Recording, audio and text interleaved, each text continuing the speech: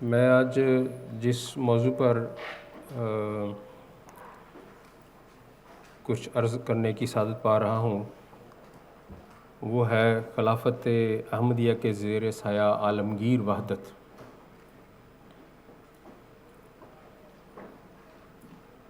آج اس موضوع کی جتنی ضرورت ہے شاید آج سے پہلے اتنی عالمی وحدت کی ضرورت نہیں، کیونکہ انسان ساری مادی ترقیات کے باوجود،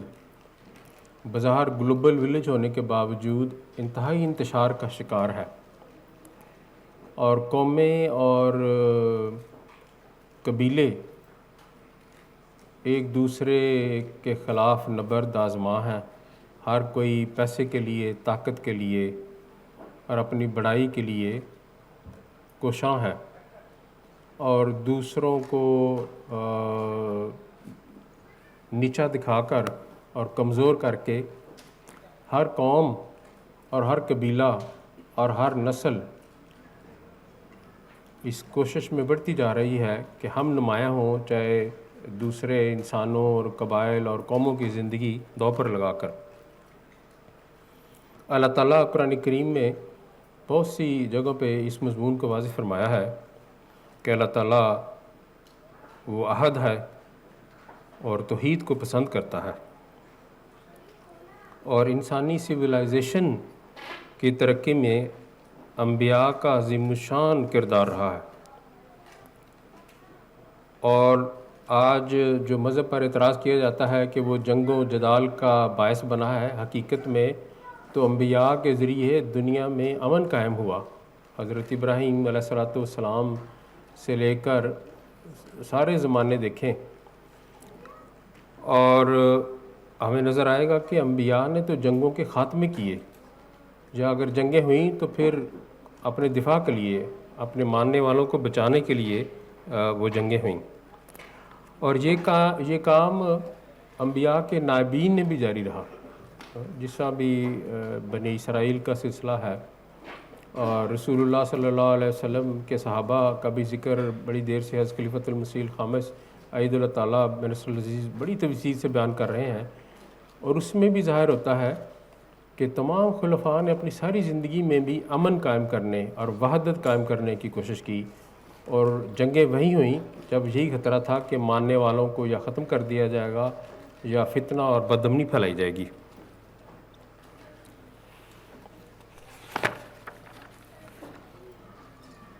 قرآن کریم کی جو آیت استخلاف ابھی ہم نے سنی،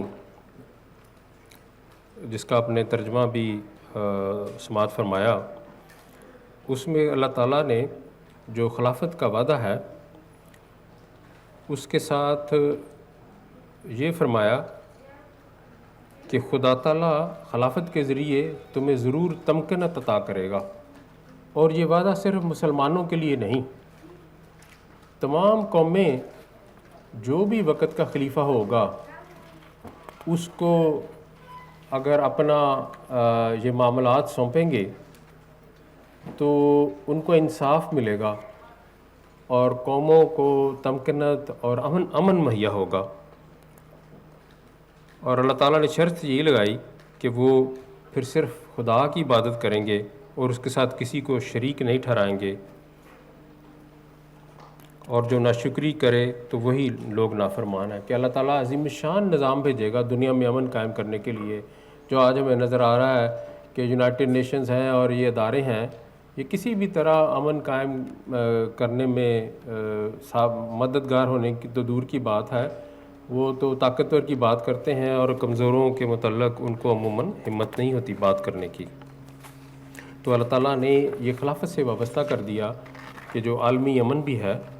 وہ بھی جو انبیاء کے نائبین ہیں، خلفاء، ان کے ذریعے قائم ہو سکتا ہے۔ اللہ تعالیٰ نے ان کو یہ سعادت اور علم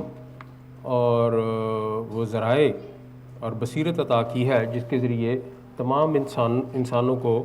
وحدت میں پرویا جا سکتا ہے اور ان کو امن مہیا کیا جا سکتا ہے۔ حضرت صلی اللہ علیہ وسلم کنز الاعمال میں فرماتے ہیں کہ ہمیشہ نبوت کے بعد خلافت جاری ہوئی ہے۔ اس کی وجہ یہ ہے کہ اگر نبی کے وفات بعد خلافت جاری نہ ہو تو اس کی وفات کے فوراً بعد اس کا سلسلہ بکھر سکتا ہے اور اس سے اس کی آمد کی غرض ختم ہو جاتی ہے۔ یعنی ما کانت نبوۃ قط اللہ تابعتھا خلافہ، یعنی اس کی محدود زندگی کے بعد اس کی تیار کردہ جماعت اگر پھر پہلی حالت افتراق و ضلالت میں لوٹ جائے تو اس کی آمد کا مقصد فوت ہو جاتا ہے۔ جیسا کہ آن صلی اللہ علیہ وسلم کے زمانے میں ابھی ہمیں خطبات سے اندازہ ہو رہا ہے کہ حضرت ابوبکر صدیق رضی اللہ تعالیٰ عنہ نے جس کمال دلیری سے یہ فتنوں کا مقابلہ کیا، تو آن صلی اللہ علیہ وسلم کے آنے کا تو مقصد فوت ہو جانا تھا اگر خلافت کا نظام نہ ہوتا۔ اور نبی کی جو روحانی زندگی ہے وہ خلافت کے بغیر بہت ہی مختصر ہو جائے، اور یہ خلافت کی برکت سے ہی اللہ تعالیٰ نے جو نبوت کا جو فیض ہے اس کو اللہ تعالیٰ طول دیتا ہے۔ پھر آن صلی اللہ علیہ وسلم نے فرمایا جو اسی وجہ سے خلافت کو نبوت کا تتمہ کہا جاتا ہے۔ اس کا مطلب یہ ہے کہ وہ روشنی اور نور، وہ رشد اور ہدایت جو نبی کے ساتھ دنیا میں آتا ہے، اس کو لمبے سے لمبے وقت تک بڑھانے کے لیے اللہ تعالیٰ اپنے ایک برگزیدہ بندہ کو کھڑا کرتا ہے جو نبی کی وفات کے باعث جماعت جو مایوسی یا محرومی کو امکان کو دور کرتا ہے، نبی کے پیغام اور اس کی تعلیم کو ایمان اور اعمال صالحہ کی انہی بنیادوں پر آگے بڑھاتا ہے جو نبی اپنی تیار کردہ جماعت میں قائم کر چکا ہوتا ہے۔ بس کی اس کی اہمیت کا اندازہ اسی پہلو سے ہو جاتا ہے کہ یہ نبوت کی جانشینی ہے۔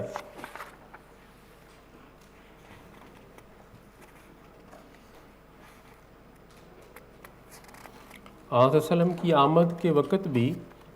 انسان مشرک تو تھے ہی، لیکن ایک طوفان بدتمیزی اس وقت برپا تھا، اور قبائل کے ساتھ جنگوں میں تھے اور خاندانوں کے ساتھ جنگوں میں تھے، اور وہ جنگیں بعض اوقات 10 15 20 سال تک لمبی ہو جاتی تھیں۔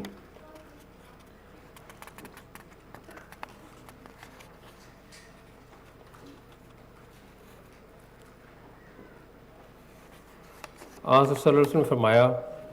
کہ ایک وقت آئے گا کہ مسلم امہ بھی اس حالت میں پہنچے گی کہ کوئی والی وارث نہ ہوگا اس کا، فرقہ واریت اور بات بات پر بٹے ہوئے ہوں گے۔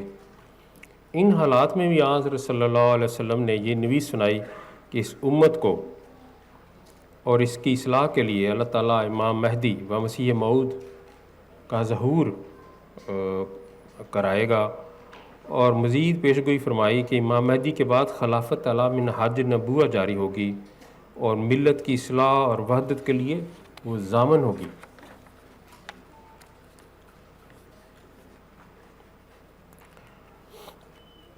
حضرت مسیح موعود علیہ السلام نے اپنی کتاب الوصیت میں بہت واضح فرما دیا کہ خدا تعالیٰ نے میرے ماننے والوں کے لیے 2 قدرتیں منظور کر چھوڑی ہیں، ایک قدرت اولیٰ ہے اور پھر قدرت ثانیہ ہے، اور اپنی بہت ساری تحریرات سے واضح کیا کہ میں تو تخم ریزی کرنے آیا ہوں، میرے ذریعے جو امام مہدی کا کام ہے اس کا آغاز ہوا ہے۔ اب نے کہیں نہیں فرمایا کہ میرے ذریعے مکمل ہو گیا ہے اور اب اس کو کوئی انجمن وغیرہ چلا سکتی ہے۔ آپ نے فرمایا کہ یہ تو میرے بعد جو قدرت ثانیہ ہے، خلافت کا نظام ہے، وہ اس بیج کی حفاظت کرے گا اور اس کو ترقی دے گا، اور اس کے ذریعے فرمایا توحید قائم ہوگی۔ اور توحید کا بھی آپ نے ذکر فرمایا کہ وہ ایک عالمی رنگ کی توحید ہوگی۔ آپ نے فرمایا کہ وہ جو خاندان، وہ جو جماعت میں پیدا کرنے آیا ہوں، وہ ایک عالمی نوعیت اور عالمی رنگ اختیار کرے گی۔ تو اس سے یہ واضح ہو کہ جماعت احمدیہ میں جو خلافت کا نظام ہے، حضرت مسیح موعود علیہ السلام حضرت صلی اللہ علیہ وسلم کی نیابت میں، جو اللہ تعالیٰ نے فرمایا تھا کہ آپ رحمت للعالمین ہیں، تمام انسانوں اور جہانوں کے لیے بھیجے گئے ہیں، حضرت مسیح موعود علیہ السلام کا بھی وہی دعویٰ ہے۔ آپ نے فرمایا کہ حضرت صلی اللہ علیہ وسلم کی نیابت میں اللہ تعالیٰ نے مجھے تمام انسانوں کی اصلاح کے لیے بھیجا ہے، وہ گورے رنگ کے ہوں، وہ کالے رنگ کے ہوں، وہ براؤن رنگ کے ہوں، وہ شمال کے ہوں، وہ جنوب کے ہوں، وہ کوئی بھی زبان بولنے والے ہوں، ان سب کو حضرت صلی اللہ علیہ وسلم کا ایک جو عافیت والا پیغام ہے اور امن والا جھنڈا ہے اس کے نیچے کھڑے کرنے میں آیا ہوں۔ اور حضرت مسیح موعود علیہ السلام نے یہ فرمایا کہ میرے بعد جو خلافت کا نظام ہے وہ اس کو جاری رکھے گا، اور جس کے نظارے ہم تمام خلفاء کی زندگی میں دیکھتے ہیں کہ خلفاء جماعت کی نہ صرف روحانی اخلاقی بلکہ مادی اور جسمانی تکلیفوں اور مسائل کے وقت بھی ہر وقت ان کے ساتھ اور ان کے مددگار ہوتے ہیں۔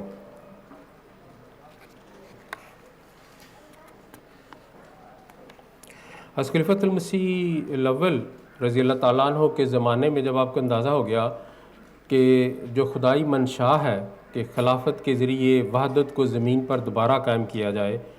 اور اس کے لوگ کچھ اس کے مخالف شروع ہو گئے ہیں اور ان کی بیماریاں آپ کو نظر آنا شروع ہو گئیں،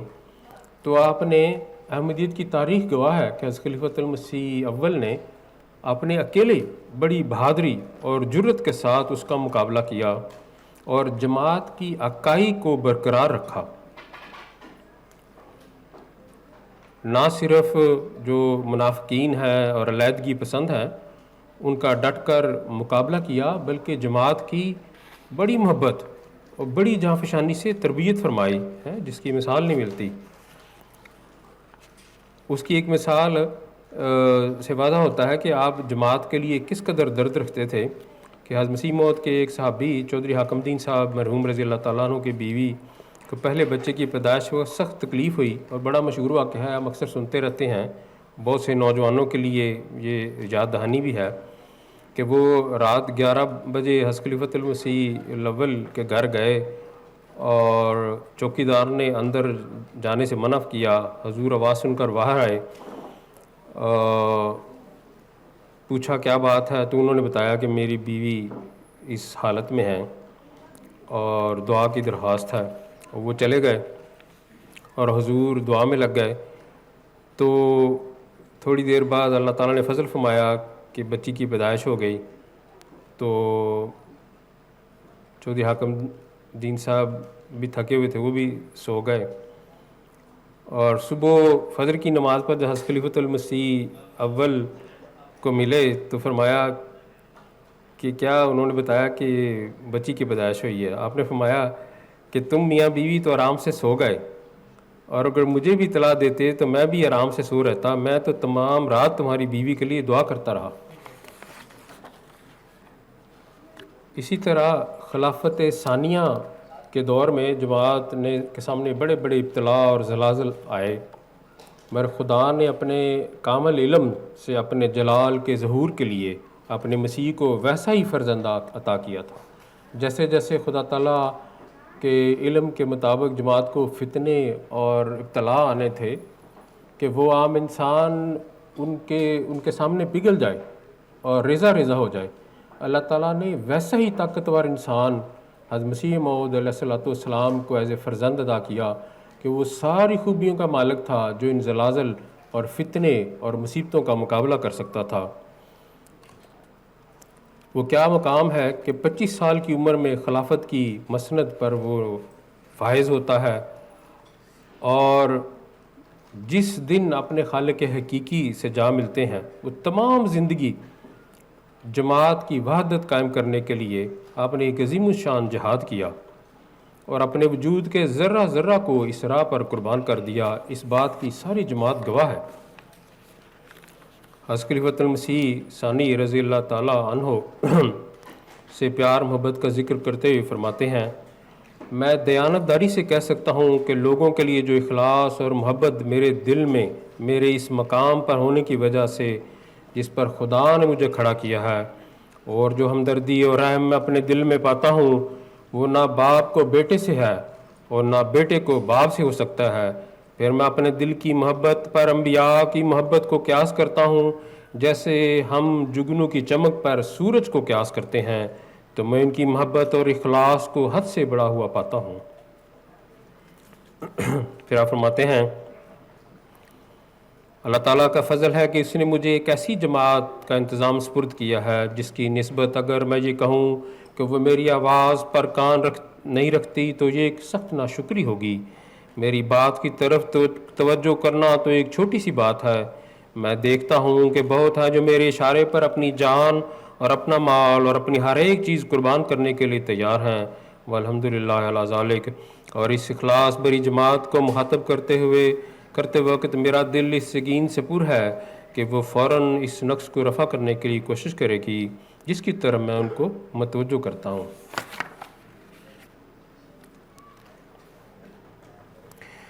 آپ نے اپنی زندگی میں جو بہت بڑے بڑے چیلنجز ہیں جن کو اس وقت میں بالکل ذکر کرنا بھی ممکن نہیں کہ جو اندرونی اختلافات اور مسائل آئے، پھر احرار کا جو فتنہ ہے بہت ہی دل ہلا دینے والا فتنہ تھا قادیان کے پاس، اور پھر پاکستان ہجرت ہے اور 1953 کے فسادات ہیں، اور شروع کے جو مالی جو مسائل تھے ان سب کے باوجود خدا تعالیٰ کے فضلوں کی بلا مبالغہ ایک بارش ہے، قرآن ہے اور علم ہے دین کا، اور آپ کی زندگی میں دیکھیں مسجد فضل انسان سوچ نہیں سکتا، تو غربت کا زمانہ ہے، نہ سفری سہولتیں ہیں، برلن کی مسجد کے لیے جگہ خریدی جا رہی ہیں، جنگ عظیم اول کے فوراً بعد اور مسجد فضل کا آغاز، اور مبلغین اسی دور میں امریکہ اور یورپ میں جانا شروع ہو گئے، اور قرآن کریم کے علوم، اور پھر ذیلی تنظیموں کا قیام، مجلس شورا کا عذرائے نو تشکیل دینا، اور پھر قرآن کریم کی تفاسیر، اور ہندوؤں اور عیسائیوں کے ساتھ اسلام کی حمایت میں مقابلے، اور پاکستان کے معرض وجود میں آنے کے لیے وہ بھی عظیم الشان خدمات، حالانکہ ایک مذہبی لیڈر تھے، اتنا وقت نہیں بچتا تھا، لیکن جماعت اور مسلمانوں کی ہمدردی میں اپنے عظیم الشان کام کیے، اپنی ساری زندگی میں جماعت کو جس حد تک ممکن تھا جماعت کی وحدت کی کوشش کی، اور اللہ تعالیٰ نے آپ کو اپنی زندگی میں سرخرو کیا کہ سارے فتنوں کے باوجود بھی جو جماعت 1914 میں آپ کے حوالے کی گئی تھی وہ 1965 میں ایک عظیم الشان میچور اور مضبوط جماعت بن چکی تھی، جس کے یقین اور ایمان کو کوئی ہلا بھی نہیں سکتا تھا۔ وقت کی مناسبت سے اسی پر اکتفا کرتا ہوں، خلیفۃ المسیح ثالث کا دور دیکھیں، اس میں بھی پوری کوشش کی گئی حکومتی لیول پر بھی، پارلیمنٹ پر بھی، کہ جماعت کو کہا گیا کشکول پکڑا دیں گے کہ تم چھوڑ جاؤ خلافت کو، تمہاری زمینیں چھین لی جائیں گی، اور قانونی طور پر تمہیں غیر مسلم قرار دے کر کمزور کر دیا جائے گا تاکہ تم خلافت کے ارد گرد سے تتر بتر ہو جاؤ۔ لیکن اللہ تعالیٰ نے آپ کے ذریعے نہ صرف جماعت کو اکٹھا رکھا بلکہ ایک عالمی موٹو آپ کے ذریعے اللہ تعالیٰ نے دنیا کو دیا، لو فار آل ہیٹڈ فار نان۔ اب ہم دنیا میں افریقہ سے نیوزی لینڈ تک جائیں اور شمال سے جنوب کی طرف آئیں، کیا جماعت کے مخالف اور قریبی وہ دیکھتے ہیں کہ یہ ایک خدا داد جو نعرہ ہے وہ اللہ تعالیٰ نے، وہ ایک موٹو ہے جو اللہ تعالیٰ نے آپ کے ذریعے جماعت کو عطا کیا، اور جماعت کو توفیق بھی ملی کہ اس کو عملی رنگ بھی دیں۔ آج جماعت میں جو پھر بعد میں ہیومینٹی فرسٹ اور بہت سی تنظیمیں میدان کار میں عمل درآمد نظر آتی ہیں، وہ ظاہر کرتی ہیں کہ جماعت کا یہ جو محبت کا انسانیت کے لیے دعویٰ ہی نہیں تھا، یہ تو جماعت نے اس پر بھرپور عمل کر کے دکھایا۔ پھر وہ حضرت مسیح موعود علیہ السلام کا جو الہام تھا کہ بادشاہ تیرے کپڑوں سے برکت ڈھونڈیں گے، اللہ تعالیٰ نے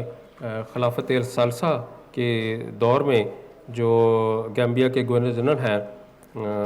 ایف اے سنگاٹے، ان کے ذریعے اللہ تعالیٰ نے پورا فرمایا کہ جنہوں نے درخواست کی کہ حضرت مسیح موعود علیہ السلام کے جو کپڑے ہیں انہیں عطا کیے جائیں برکت کے لیے۔ تو ایک طرف تو یہ کوششیں تھیں کہ جماعت کی اکائی، اور اللہ تعالیٰ نے آپ کے ذریعے وہ پیغام تو دنیا میں پہنچانا شروع کر دیا، اور افریقہ اور یورپ اور امریکہ کہ آپ نے عظیم الشان دورے کیے۔ دیکھیں وہ زمانہ، ایک طرف پاکستان میں تو کوشش ہو رہی تھی کہ جماعت کو گھٹنوں پر لگایا جائے اور اس کو بانٹا جائے اور طاقت اور زور اور جیسے بھی ہو اس جماعت کی وحدت کو پارا پارا کیا جائے، وہ اللہ تعالیٰ نے نہ صرف اس وحدت کو پاکستان کی حد تک بچائے رکھا. آپ کو دیکھیں گے اس دور میں جب کہ سفری سہولتیں ہیں اور جماعت کی جو مالی صورتحال دیکھیں، حضرت خلیفۃ المسیح ثالث کو اپنے دور میں افریقہ، براعظم یورپ اور امریکہ کے بہت ہی کامیاب دورے کرنے کی توفیق عطا کی، اور آپ کے ذریعے احمدیت کے پودے ان ممالک میں نصب ہوئے جو اور ترقی کر کے بڑی بڑی جماعتیں بن گئی ہیں، اور اس میں یورپین اور افریقی اور امریکی لوگوں کو بھی یہ جو عالمی وحدت ہے جس کے لیے اللہ تعالیٰ نے حضرت مسیح موعود علیہ السلام کی نیابت میں خلافت کا نظام جاری کیا ہے، اس کے دائرے کو اللہ تعالیٰ مخالفین کی خواہشات کے برخلاف اللہ تعالیٰ اس کو وسعت دینا شروع ہو گیا. آپ نے فرمایا میں جانتا ہوں جماعت کس طرح میرے لیے دعائیں کرتی ہے، وہ میرے اور میرے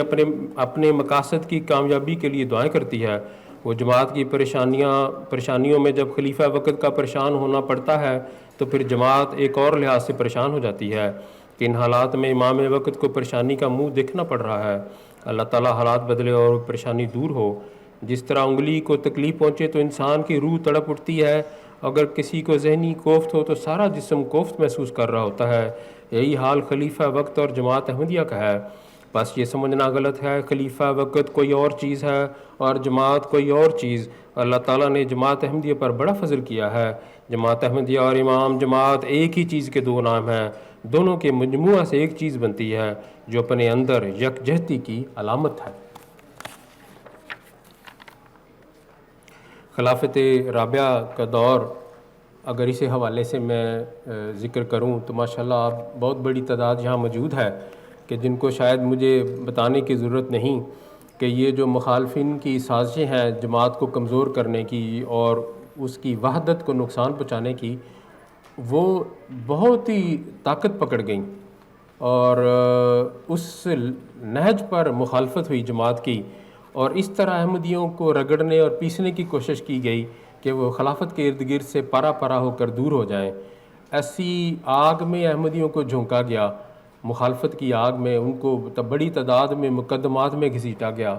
آئین جو آرڈیننس 20 کے نام پر بدنام زمانہ ایک قانون بنایا گیا کہ تم سلام کرو گے، اپنے شادی کارڈ پر یہ لکھو گے، وہ کرو گے، مسجد کو مسجد کہو گے تو تھانوں میں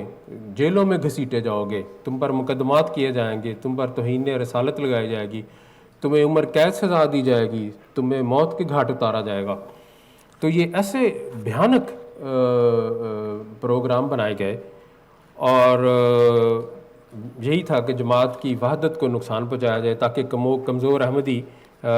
جماعت سے پیچھے ہٹ جائیں اور جماعت آہستہ آہستہ کمزوری کی طرف جانا شروع ہو جائے. اللہ تعالیٰ نے ہمیشہ ہی خلافت کی برکت سے، اگر خلافت نہ ہوتی تو شاید یہ ساری کوششیں کامیاب ہوتی. جو نقطہ میں آپ کی خدمت میں عرض کرنا چاہتا ہوں کہ وہ خلافت اولیٰ کا دور ہے یا ثانی کا، خلافت ثالثہ میں چلنے والی آندیاں یا خلیفۃ المسیح رابع کے زمانے میں عظیم الشان ابتلا ہیں، اگر وہ احمدیوں پر آتے تو ہمارے مخالف ضرور کامیاب ہو جاتے. لیکن وہ خلافت کی ڈھال ہے اللہ تعالیٰ نے جو اپنے وعدہ کے مطابق جماعت کو عطا کی تھی، وہ ایک ڈھال کروڑوں کو بچاتی ہے. اور وہی اس سے ثابت ہوا کہ خلیفۃ المسیح رابع کے زمانے میں بھی نہ صرف آپ کے زمانے میں مخالفتیں پاش ہوئیں، اور وہ جو کہتے تھے کہ یہ کینسر ہے میں اس کو کلیتاً اکھیڑ کے رکھ دوں گا، وہ آپ کے ہی زبان مبارک کے الفاظ کے کہ جب تمہارا کوئی مولا نہیں ہے اور ہمارا مولا جب ہماری مدد کو آئے گا اور تمہارے ٹکڑے ٹکڑے کر دے گا، تمہیں پاش کر دے گا، تم جماعت کی وحدت کو کیا نقصان پہنچاؤ گے، تم خود ریزہ ہو جاؤ گے. ہم نے اپنی آنکھوں کے سامنے دیکھا کہ وہ جو جماعت کو ٹکڑے ٹکڑے کرنا چاہتے تھے وہ خود ٹکڑے ٹکڑے ہو گئے کہ ان کا نام و نشان نہ ملا. دوسری طرف اللہ تعالیٰ نے آپ کے دور میں، آپ کی ہجرت کے بعد 1994 کے بعد، جو احمدیت پر خلافت کی برکت سے نازل ہونے والے جو افضال ہیں ان کی بارش کو ہم نے اتنا تیز ہوتے دیکھا کہ انسانوں کی آنکھوں پھٹی کی پھٹی رہ گئیں. مخالفین بعضوں نے کہا ہم نے غلطی کی قادیانیوں کو یا مرزا طاہر احمد کو پاکستان سے نکال کر، انہوں نے کہا انہوں نے تو اپنا چینل شروع کر لیا ہے جو پہلے یورپ میں کچھ گھنٹے دیکھا جاتا تھا، پھر وہ افریقہ میں گیا، پھر وہ 2 ہوا، پھر وہ 4 ہوا، اب تو وہ 7-8 چینل ہو گئے ہیں جو 24 گھنٹے پوری دنیا میں جانتے ہیں۔ جہاں تو ہم نے ان کی مساجد پر قبضے کر رہے تھے تو وہاں ان کی مساجد ہم چھین رہے تھے، ان کی مساجد ہم گرا رہے تھے۔ انہوں نے پاکستان چھوڑ پوری دنیا میں عظیم الشان مساجد کے سلسلے شروع کر دیے ہیں، اور کہاں انسانیت کی خدمت کے لیے جب احمدی پاکستان میں ڈاکٹر میڈیکل کیمپ لگاتے تھے تو وہاں احمدی ڈسپینسر اور ڈاکٹروں کو مارا پیٹا جاتا تھا، ان سے دوائیاں چھینی جاتی تھیں۔ وہ ہیومینٹی فرسٹ کے قیام کے ذریعے اللہ تعالیٰ نے جو جماعت کی خدمت کا نظام ہے وہ پوری دنیا میں پھیلا دیا۔ وہ افریقہ اور انڈونیشیا اور افغانستان اور پاکستان اور ساری جو ستائی ہوئی قومیں ہیں، مصیبتوں کو شکار ہیں، حضرت خلیفۃ المسیح رابع کی قیادت میں سارے دکھی اور جو بیمار انسانیت ہے اس پر مرہم رکھنے کا سلسلہ عالمی ہو گیا۔ وہ پہلے محدود تھا، ان کی کوششوں سے وہ سلسلہ ایک عالمی ہو گیا، اور وہ روئے جنہوں نے کہا تھا کہ یہ تو ہم تو اس کو محدود کرنا چاہتے تھے، یہ وحدت تو اب اس ملک سے پھیل کر پوری دنیا کو خلافت اپنے جھنڈے کے نیچے لیے جاتی ہے۔ وہ 1996 کی بوسنیا کی جنگ میں متاثرین ہوں یا 1999 کے سیرالیون اور کی جنگوں کا شکار انسان ہوں، وہ انسان، وہ خلافت ان سب کے لیے مرہم ثابت ہوئی۔ آپ نے غربا کے علاج کے لیے ہومیوپیتھک کا ایسا سستا اور عظیم الشان نظام شروع کیا کہ جو شروع میں شاید بعض احمدی بھی اس کو نہ سمجھتے ہوں، پھر غیروں نے بھی اقرار کیا کہ ایسا افیکٹو اور سستا علاج کا نظام ہے جو افریقہ، دور دراز علاقے جہاں دوائیاں اور مرہم پٹی بھی مہیا نہیں، آپ کے ذریعے یہ نظام جاری ہوا جس نے انسانوں کو جسمانی طور پر بیماریوں سے بھی نجات عطا کی۔ پھر خلافت کا درد جو جماعت کے لیے خلیفہ وقت کا ہم نے حوالہ سنا کہ وہ احمدی کا رنگ گورا ہو یا براؤن ہو یا کالا ہو، وہ کسی بھی رہنے والا ہو، وہ خلافت کے لیے سارے احمدی برابر ہیں۔ اور آپ دیکھیں خلیفۃ المسیح رابع رحمہ اللہ کے دور میں جیسے جیسے معلومات اور علم کا دائرہ وسیع ہوتا گیا، جہاں جہاں بھی جماعت کے احباب کسی بھی ملک میں مصیبتوں کا شکار ہوئے، وہ ایسے ہی لگتا تھا کہ جیسے خلافت کو ڈائریکٹ وہ تکلیف پہنچی ہے اور اس کا حل کرنے کی کوشش ہو رہی ہے۔ مکرم ایڈیشنل وکیل تشیر صاحب نے ایک واقعہ لکھا ہے، وہ آپ کی خدمت میں عرض کر دیتا ہوں۔ آپ فرماتے ہیں کہ جب لائبیریا میں حالات خراب ہوئے تو وہاں باغیوں نے بعض علاقوں پر بھرپور حملہ کر کے ان پر قبضہ کر لیا،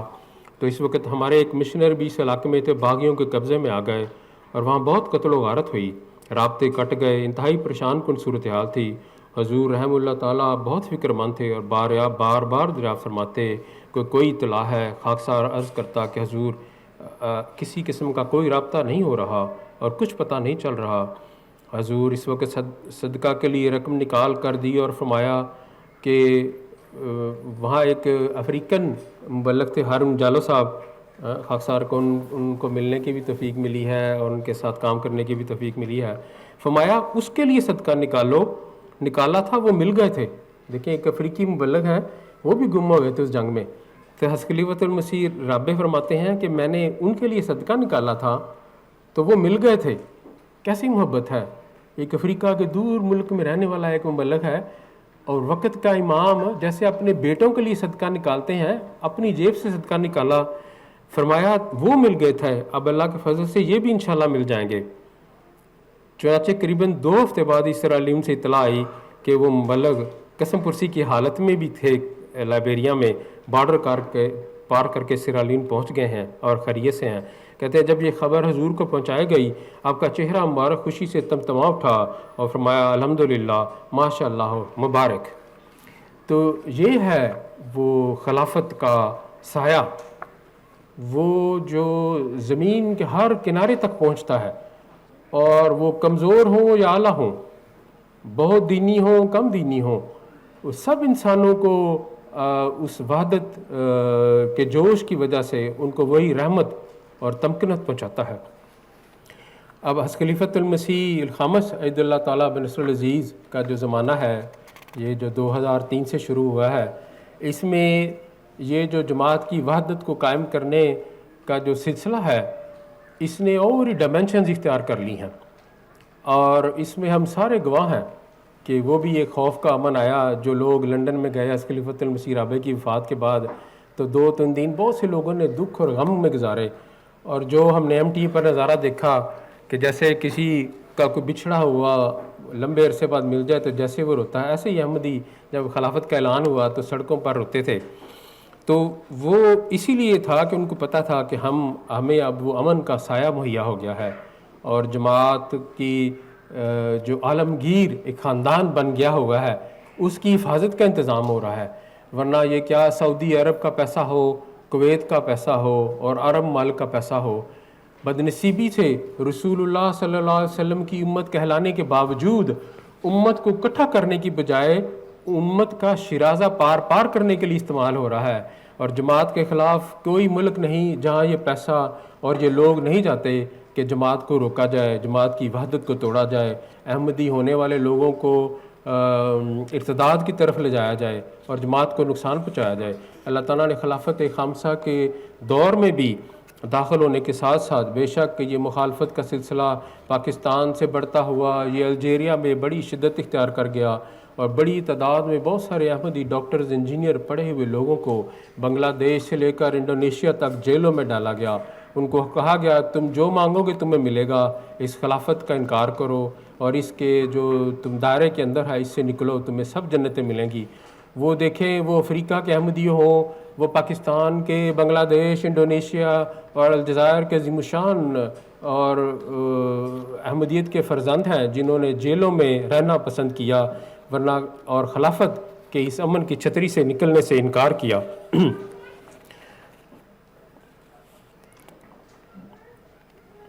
اب یہ کووڈ کا دور اگر آپ قریب سے دیکھیں تو میں آپ کو عرض کروں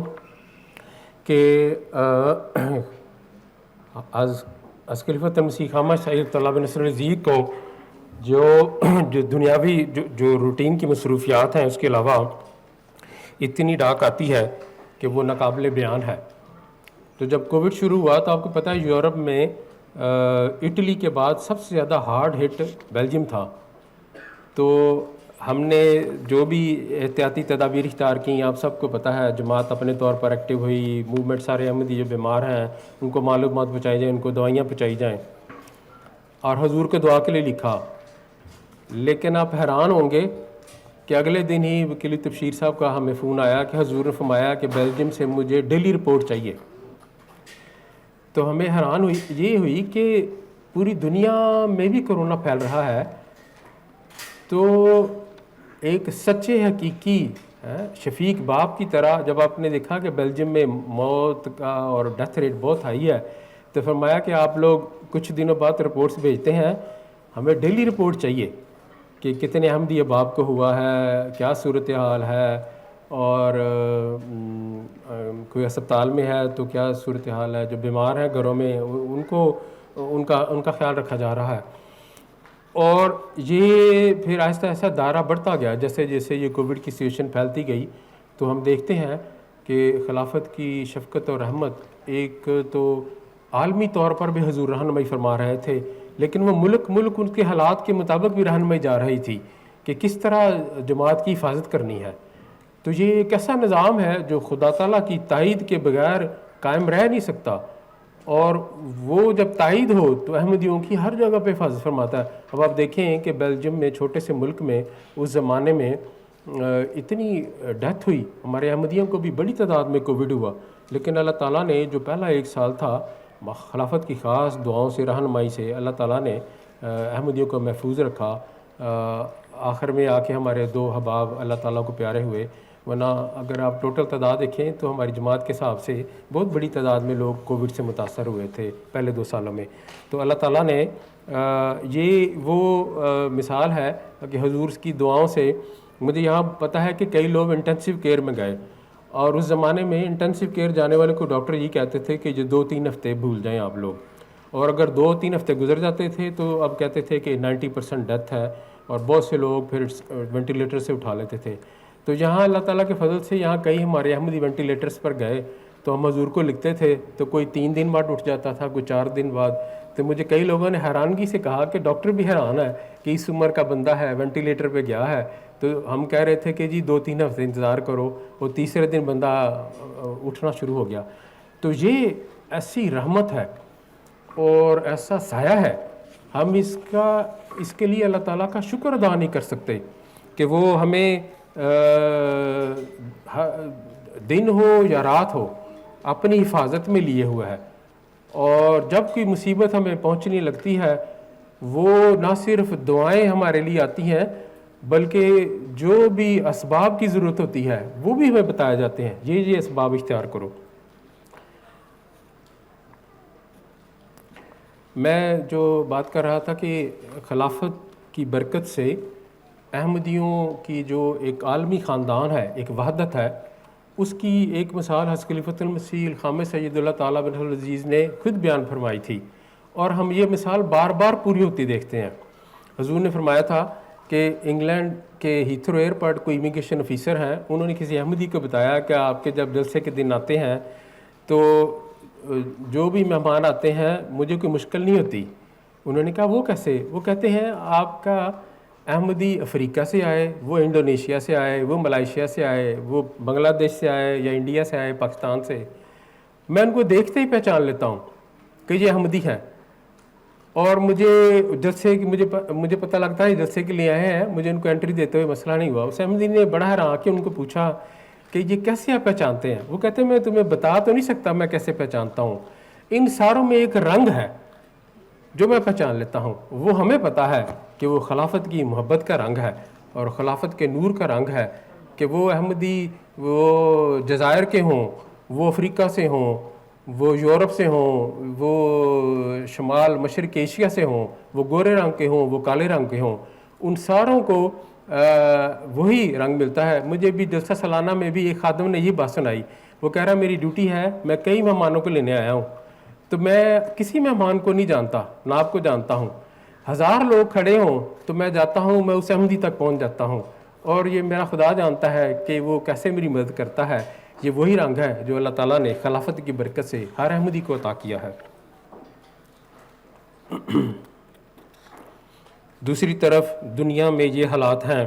کہ ظہر الفساد فی البر والبحر، کہ دنیا میں فساد برپا ہے، اور جس حد تک فساد ابھی برپا ہے جیسے ہم دیکھ رہے ہیں کہ اس میں مذہبی لوگوں کی بھی عقل ماری گئی ہے، وہ بھی بات نہیں کر رہے امن کی، اور جو دنیا کی سیاسی اور معاشی قوتیں ہیں وہ بھی بے بس نظر آتی ہیں. آج کل جو یوکرین کی جنگ اور جو تائیوان اور چائنا کے حالات بنے ہوئے ہیں، آج سے 10 سال پہلے جب حضرت خلیفۃ المسیح الخامس اید اللہ تعالیٰ بن نصر العزیز نے پیس سمپوزیم میں باتیں شروع کیں، تو جیسا کہ حضور نے جرمنی کے خطاب کے شروع میں فرمایا کہ جب میں بات کرتا تھا تو ان میں سے کئی لوگ سمجھتے تھے کہ نہیں، چونکہ یہ مذہبی لیڈر ہیں شاید مبالغہ کر جاتے ہیں، دنیا میں اتنے بھی حالات خراب نہیں ہیں. اور حضور کہتے ہیں کہ میں نے جب ان کو امن کے لیے بلانا شروع کیا تو لمبا عرصہ انہوں نے بات نہیں سنی، لیکن اب ان میں سے اکثریت ہے وہ مانتے ہیں کہ آپ نے امن کے لیے جو باتیں یورپین پارلیمنٹ اور کیپٹل ہل اور ہالینڈ میں اور یو کے کی پارلیمنٹ میں کہے وہ ساری باتیں سچ تھیں، اور اگر ان پر ہم عمل کرتے تو آج جن کرائسس کی طرف دنیا جا رہی ہے اس سے بچا جا سکتا تھا. اور حضور نے آج بھی دیکھیں انسانیت کی وحدت، اس کی بچت کے لیے ہمیشہ بڑے درد دل سے نہ صرف خود دعائیں کرتے ہیں، اور حضور ان حالات کے باوجود بھی سب کو امید دلاتے ہیں اور کہتے ہیں ابھی بھی تم دعائیں کرو. احمدیوں کو بھی ملاقاتوں میں بھی حضور کہتے ہیں بے شک حالات بڑے کشیدہ ہیں، آپ لوگ امید رکھیں، آپ دعائیں کریں. ان لوگوں کو بھی کہیں، ان سے بات بھی کریں کہ عقل کے ناخن لیں، یہ جذبات کا زمانہ نہیں ہے اور ایک دوسرے کے ساتھ بغض و عناد کا زمانہ نہیں ہے، ورنہ ایسی تباہی آئے گی کہ اس سے زمین کے بعض جزائر اور بڑے بڑے بر اعظم کا نام و نشان مٹ جائے گا.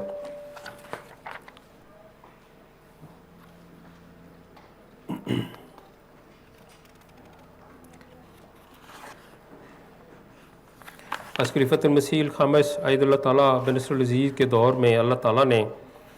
جیسے میں نے ذکر کیا کہ جو جماعت کے اوپر فضل ہیں اور جماعت کو جو وحدت میں پرویا ہے، یہ ایک عظیم الشان لسٹ ہے جو بڑھتی جاتی ہے ہر دن گزرنے کے ساتھ. اور آپ دیکھیں کہ MTA جو 3 4 5 6 7 8 کی سلسلہ آپ کے دور میں بڑھتا چلا جا رہا ہے، اور انسانیت کے دکھ بانٹنے کے لیے IEEE اور ہیومینٹی فرسٹ، اور حضور کے دیکھیں جو افریقہ کے دورہ جات ہیں، وہ غرباء کے لیے دعائیں ہیں، وہ بتاتا ہے کہ آپ کے دل میں جو انسانیت کی عالمی وحدت کا تصور ہے وہ کیسے ہے کہ وہ گھانا کے لیے بھی دعائیں کر رہے ہیں اور ان کو نوید بھی دیا ہے کہ تمہارے یہاں پٹرول نکل آئے گا۔ بہت سے گھانیوں نے کہا ہم نے سن تو لیا، ہمیں یقین نہیں تھا کہ ہمارے ملک میں کہاں سے پٹرول نکل آئے گا، لیکن وہ خدا کے فرستدہ کی بات تھی، وہ پوری ہو کے رہی، اور ان قوموں نے وہ دیکھا جس کا وہ کبھی تصور نہیں کر سکتے تھے۔ وہ افریقہ کی تعلیم کے مسائل ہوں کہ دنیا نے ان کو بھکاری بنایا ہوا ہے روٹی دے دے کے، فرمایا ان کو ہنر سکھائیں تاکہ اپنے پاؤں پر کھڑے ہوں، ان کو مچھلی نہ دیں، ان کو مچھلی پکڑنی سکھائیں۔ آپ دیکھیں جماعت نے سارے افریقہ کے اور جو ایشیا کے غریب ممالک ہیں ان میں مستقل بنیادوں پر ان کی تعلیمی اور ٹیکنالوجی میں ترقی کے لیے کام ہو رہے ہیں آپ کی قیادت میں۔ اور پھر آپ کے دورہ جات اگر میں گروں تو اپنے یہ دور خلافت میں عظیم الشان آپ نے دورہ جات فرمائے ہیں، ناقابل یقین ہے۔ آپ پڑھتے جائیں تو شاید آپ کو مجھے 15-20 منٹ لگ جائیں گے حضور کے دورہ جات پڑھتے ہوئے۔ ہم لوگ بھی سفر کرتے ہیں، کبھی اندازہ کیا ہے یہاں گاڑیوں میں بیٹھ کر UK جائیں، جرمنی، تو 3-4 دن رہ کے آئے ہیں تو لوگ تھکے ہوتے ہیں، اگلے دن کام نہیں ہوتا۔ تو وہ امام جس نے انفورسین حالات میں جانا ہے، دنیا کے لیڈرز کو ملنا ہے، نئے نئے چیلنجز دیکھنے ہیں، تو حضور نے اتنا سفر فرمایا ہے کہ بہت سے ورلڈ لیڈرز حیران ہو جاتے ہیں کہ ایک انسان یہ 20 سال کے عرصے میں اتنی دنیا میں سفر کیے ہیں اور بار بار کیے ہیں، اور وہاں کی مصروفیات دیکھیں، احمدیوں کے ملنا، ان کے دکھ، ان کے رہنمائی، ان کے لیڈرز کو ملنا ہے۔ تو یہ جو توحید کا قیام ہے، وحدت کا قیام ہے، آپ کا پیغام نہ صرف احمدیوں کے لیے ہے بلکہ ساری انسانیت کے لیے یہی ہے کہ تم میں اور ہم میں اور گوروں میں اور کالوں میں اور یہود میں اور عیسائیوں میں اور مسلمانوں میں بہت بہت چیزیں کامن ہیں اور بہت تھوڑے اختلافات ہیں۔ آپ نے فرمایا خدا کے لیے اپنے اختلافات کی باتیں نہ کرو،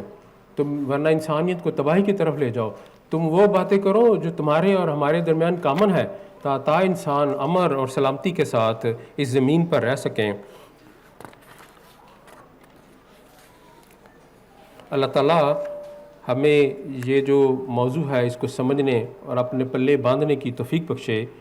کہ آج یہی احمدیت کا امتیاز ہے کہ دوسری قوموں اور غیر احمدی مسلمانوں کے مقابلے میں جو بھی ہم جماعت میں اخوت اور بھائی چارہ اور وحدت دیکھتے ہیں وہ نظام خلافت کی برکت سے ہی ہے، اور یہی وہ بابرکت حبل اللہ ہے جو تمام موتیوں کو اکٹھا رکھتی ہے، وگرنہ وہی موتی اور جواہر اور لال کیسے ہی اعلیٰ ہوں، اس ڈوری کے بغیر کسی کام کے نہیں۔ اللہ کریم، اللہ تعالیٰ کرے کہ ہم سب اور ہماری نسلیں بھی اس معاملے میں کسی بھی قسم کے شک میں مبتلا نہ ہوں، اور یقین رکھیں کہ ہماری ساری خوبیوں، علوم، ترقیات، مال کے باوجود بھی اس خلافت کے بابرکت سایہ کے بغیر ہم کچھ بھی حاصل نہیں کر سکیں گے، اور اس یقین کے ساتھ آگے بڑھیں کہ ہم خلافت احمدیہ کی وفادار غلام بنے رہیں گے، اور ہر عسر و یسر میں اس کے دامن نہیں چھوڑیں گے، اور کوشش کریں گے کہ خدا ہم سے اور ہماری اولادوں سے راضی ہو، اور ہم خلافت کے مددگار بنے رہیں گے، اور ہمیں ہر طرح کی ترقیات سے نوازا جائے گا، اور اخلاقی اور روحانی میدان نہ صرف ہم خود ترقی کریں گے بلکہ دنیا میں انگنت روحوں کی نجات کا ذریعہ بنیں گے، تو سفر آخرت امن سے ہو، اور اس جہان میں بھی اپنے رب کی عفو و مغفرت اور رحم کی چادر پانے والے ہوں اور امن کے مقام میں داخل ہوں۔ ہمیں ہمیشہ اپنے امام کے لیے بھی دعا کرتے رہنا چاہیے تا خدا اس کا خود حامی و ناصر ہو، اس کی ہمیشہ حفاظت فرمائے، اور روح القدس سے ہمیشہ اس کی تائید فرمائے، اور اسلام احمدیت کے غلبہ کے لیے جاری فرمودات اور مہمات میں غیر معمولی مدد فرمائے تا یہ جو غلبہ کے دن ہیں جلد آویں، اور زمین پر اور امن اور آشتی کا زمانہ آوے. آمین اللہم آمین.